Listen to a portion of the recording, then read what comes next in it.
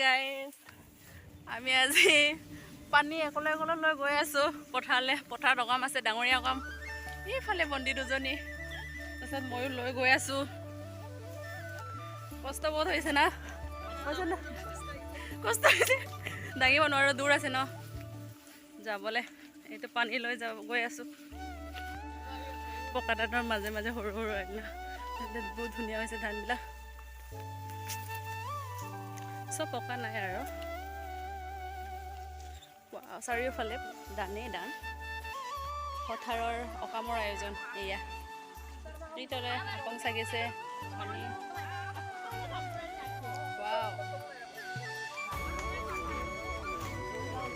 এনেকৈ ইয়াতে কৰিম আৰু অকামটো। এইফালে মাদাৰ খুৰা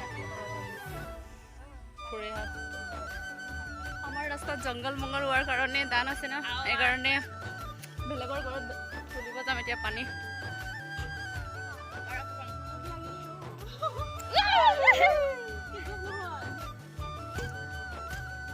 জোপি আছোঁ পানী তুলিবলৈ, গৈ আছোঁ ঘৰত লাজ নাইকিয়া, চব লোকৰ গাঁৱতে তুলিব গৈছোঁ আৰু কাম নাই। কি বজাই ঢোল বজাইছ নেকি? চলো চলো চলো, মজা মজা। গধুৰাইছে নেকি?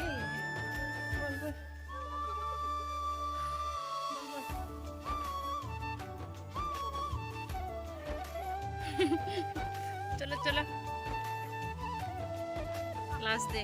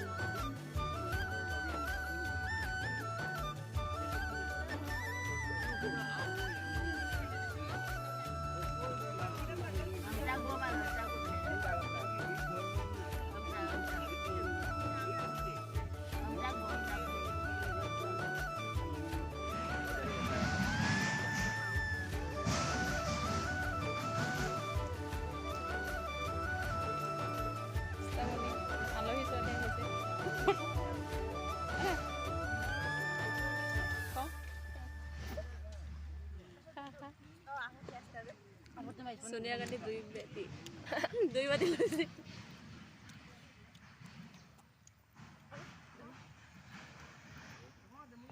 এইটো নিয়ম উঠাহে আমাৰ, প্ৰত্যেক বছৰে আমি এনেকুৱা কৰোঁৱে আৰু। এইটো ডাঙৰীয়া পথাৰত এইটো লগাব লাগিব বুলি কৈছে না। এই দুজনী ৰিলচ বনাই গৈ আছে এতিয়া। এতিয়া ঘৰলৈ যাওঁ, অকাম চকাম খতম। আমি ফাৰ্ষ্টত আহিছোঁগৈ আৰু। Bye bye, Tata. মোনা চোনা লৈ আহিছে এজনী। ইফালে আকৌ কল, বল বল বল, ৰিলচ বনোৱাত ব্যস্ত।